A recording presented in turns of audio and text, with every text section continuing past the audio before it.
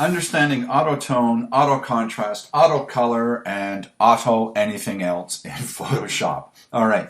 Photoshop has a couple of things that, are just auto. All right. And I'm sure you've seen other applications that have this auto thing. And it tries to, it analyzes your image and it tries to make a best guess. All right. Now, under the image menu, we have three different options. One is auto tone, one is auto contrast, and another one is auto color.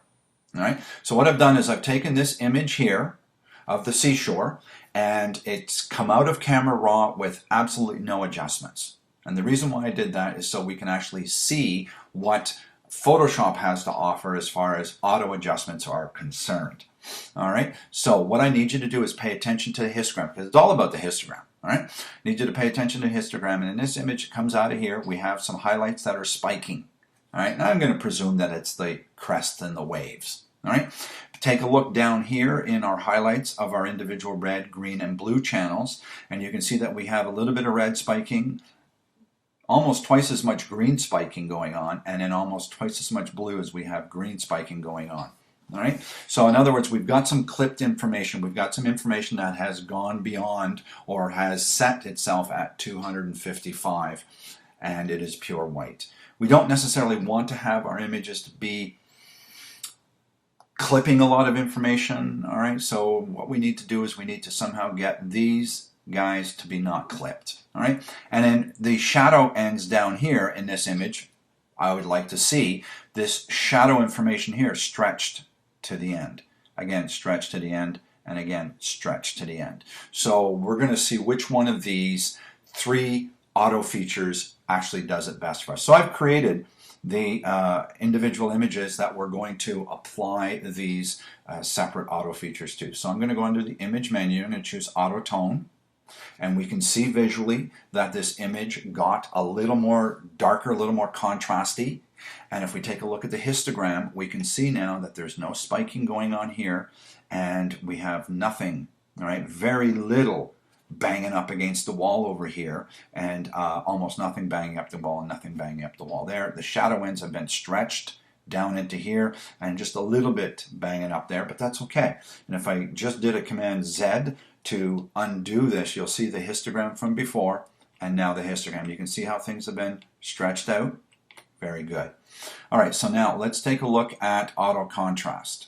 All right, so now what I'm going to do is I'm going to come in and I'm going to choose auto contrast, and you can see that that increased the contrast, duh, in a similar fashion that what happened to the auto tone.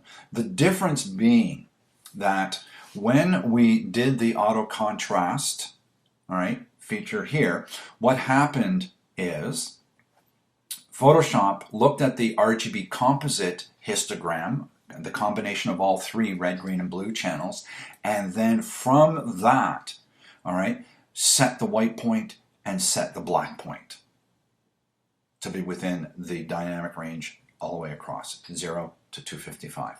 When we did the auto tone, Photoshop looked at the individual red, green, and blue channels and did the same thing, but separately, individually.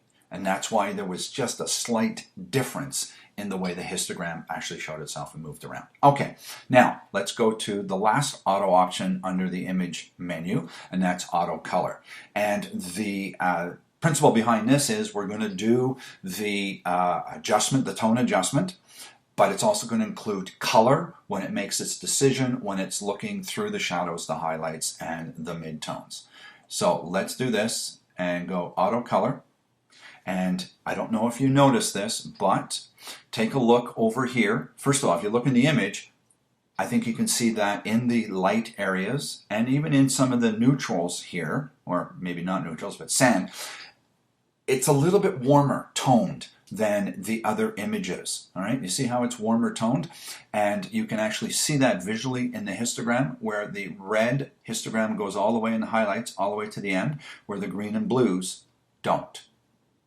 All right, so what it did was added a little bit of red to the image. It looked at this image and it said, you know, it's a little bit cool. And where it made that decision is based on the amount of frickin' blue that's in this image that is supposed to be in this image. But it said, averaging things out, you've got more cooler tones going on, then you have warmer, so I'm going to back off on the cooler tones a little bit, and I'm going to add a little bit of the warm stuff to balance things out. All right, so in this image, I don't think the auto color worked as well as the auto contrast or the auto tone. All right, so now what I'm going to do is I'm going to close off these images, and I'm going to open up another image so we can actually see how this is actually going along. I like to test things out with a number of different images rather than just taking one and seeing this is how it works. So that being said, let me close this down and open up the next image. Okay, so here's the other image that I wanted to show you the auto tone, contrast, and color features with. All right, so let's just take a look at the histogram of this image. All right, so we've got some light stuff coming on over here, extremely light on the reflection of the glass doors and all that kind of stuff. But if you take a look at the histogram here, we'll see that we don't have a lot of the brightness being reflected in the image. Now, that doesn't mean that the information has to go all the way across, but you know, each histogram is going to be uniquely different based on the content of the image. All that being said, let's take a look at the highlights over here, and we can see that the green and blue highlights go all the way over to 255, but the reds do not. And then we can see that the reds have a little bit of stuff in the shadow end, the greens have a lot banged up against the wall, and the blues have quite a bit banged up against the wall. Let's see what happens when we do auto tone. Don't forget, let's just see, all right, auto tone. And you can see that auto tone went into each individual channel and spread things out across the board. All right, so I'm looking at this image and I'm looking at that image and I'm saying, you know, it's not too bad. That's not such a bad thing. It warmed up the image quite nicely. All right, might be a little bit too much, but anyways, this may have been a little bit too cold, where the wood in the chairs is coming out really nice and red, and this has a little bit of the tone and color that I believe was originally there. Let's try auto contrast. And auto contrast, all right, auto contrast is setting the lights and the darks, but it kind of left the colors alone. All right, you see how the difference. This one, auto contrast. This one here, out of camera raw with no adjustments. This one basically set the white point and the black point with the auto contrast. All right, color shifts, none. I don't see anything. It's just brighter, all right, but no color shifts. Over here in the auto tone, you can see that the reds have been increased. All right, you can see it right in the tile. All right, we don't have to be scientists or anything else to see that. Then there's more yellow in the ceiling and all that kind of stuff. All right, and then over here we're going to do the auto color. Let's just see what auto color does. All right, we get something different every time. This image is showing more drastic differences than before. Auto color, I don't think so. All right, that's just horrible. All right, this is definitely not the color things are. The color that I saw when I took the picture was somewhere between this and this. All right, so if I was to do this and make this adjustment, all right, I may take the auto tone, put it on, you know, a separate layer, and then pull back on the opacity of that second layer to about 50%. So I get some of the warmth from the auto tone, but for the most part, I'm going to deal with the contrast. So I might even do an auto contrast and then on another layer do the auto tone and take some of the warmth from the auto tone. All right. Now, one other thing I want to show you, there is another auto feature that I want to show you, and it's in the levels dialog box. Again, auto, it's based on certain things. Let's give it a shot. Let's see if it's actually going to show up. So I have to come under here and go down to this and bring up my auto levels guy here. And I'm just going to stretch it so it does cover up the previous images. There you go. And then I'm going to bring up the levels dialog box.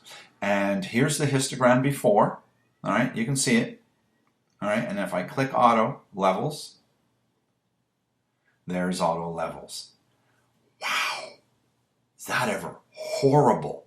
I mean, it really brightened the image up so we can really see what's going on in here, but as far as I'm concerned, that's just way, way too much. But this is what auto did, and you know, personally in this image, I don't think I like that very much. All right, now you want to see what the histogram looks like after that adjustment? Holy wackadoodles, watch this. I'm going to click OK, and then what I'm going to do is I'm going to bring up levels again to show you how much information has been stretched and pulled. All right, and we can see that this shadow stuff here was yanked and thrown into the midtones. You can just see the separation going on in there. All right, and like I say, I'm not 100% convinced that I like this. It looks a little flat to me, but personal preferences. All right, so that's it with the auto adjustments. And in the next video, we're going to get into doing some color correction.